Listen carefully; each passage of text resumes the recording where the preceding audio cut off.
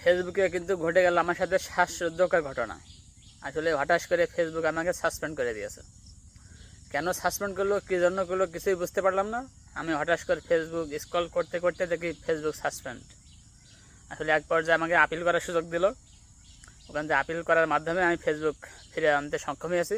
Facebook আমাকে নির্দেশনা দিয়েছিল, আপনি যদি ডকুমেন্ট সত্য হয়, নির্ভেজাল হয়, আপনি ফেসবুক ফিরে পাবেন, নাহলে আপনার ফেসবুক চিরতরে বন্ধ হয়ে যাবে।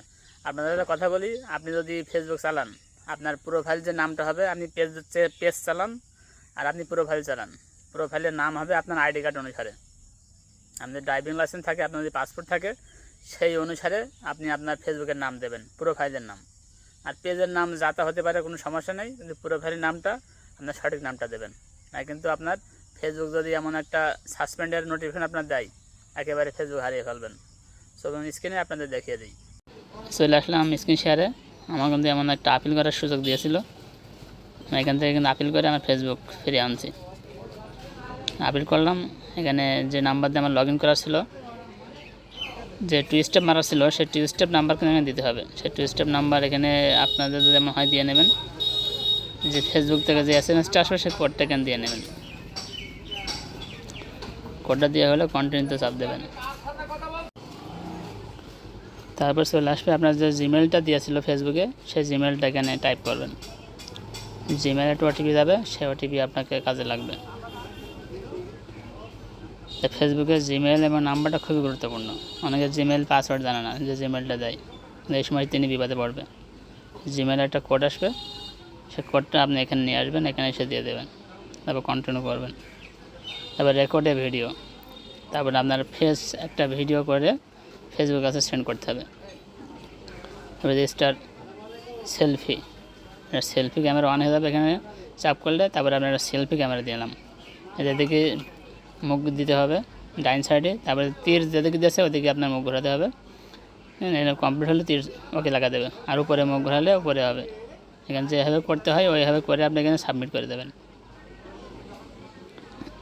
আসলেই এখান থেকে কিন্তু ভোগান্তির শেষ নেই, স্টেপ বাই স্টেপ আপনি না জানলে। তারপরে আইডেন্টিফাই কনফার্মেশন ইন প্রোগ্রেস, তারপরে আপলোড ইউর আইডি।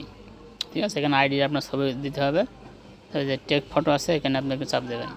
যেবার আপনি পাসপোর্ট, ড্রাইভিং লাইসেন্স যেটা আছে, আমি ড্রাইভিং লাইসেন্সে করবো। চলে আসলাম ড্রাইভিং লাইসেন্স অপশনে, এটা আমার ড্রাইভিং লাইসেন্স এখানে অপশনে দিয়ে দিলাম। সুন্দর মতো হয়ে গেলে তারপরে এখানে এটা সাবমিট করে দেবেন। সাবমিট করে দেবেন ন্যাশনাল আইডি কার্ড, পাসপোর্ট অথবা আপনার NID কার্ড, একটা দিলেই হবে, কোনো সমস্যা নাই। আপনি রিয়েল কিনা এটা কিন্তু ফেসবুক আমাকে যাচাই করে নিল। আইডেন্টিফাই কনফার্মেশন ইন প্রোগ্রেস, এখানে ফিনিশ করে দিলাম। 48 ঘন্টা টাইম নিয়েছে, কিন্তু দেখে সাবমিট অ্যান্ড আপিল, মানে আমার আপিল তারা সাবমিট করে নিয়েছে। আমি বাংলা একটু এটা করে বুঝে নিলাম এখানে কী বলছে। এখানে বলছে আমার আপিল তারা গ্রহণ করেছে, ফলাফলের জন্য একটু অপেক্ষা করতে বলছে।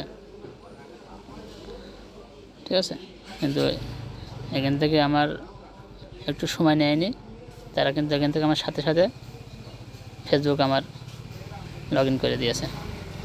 ফেসবুককে অনেক অনেক ধন্যবাদ। অনেক একটা পেরেশানিতে ফেলে দিয়েছিল, তারপরে ফেসবুকে দেখেন you are back on Facebook, আমি ফেসবুক ব্যাক আনতে সক্ষম হয়েছি, এটাকে আমাকে তারা মেসেজ করে জানিয়ে দিল। অসংখ্য ধন্যবাদ ফেসবুককে। আমি ফেসবুকে চলে আসলাম, সব কিছু ঠিক আছে কি না দেখে নিলাম। সব কিছু ঠিক আছে, আমার মনিটাইজেশনও ঠিক আছে, কোনো সমস্যা হয়নি। অসংখ্য ধন্যবাদ ফেসবুক টিমকে।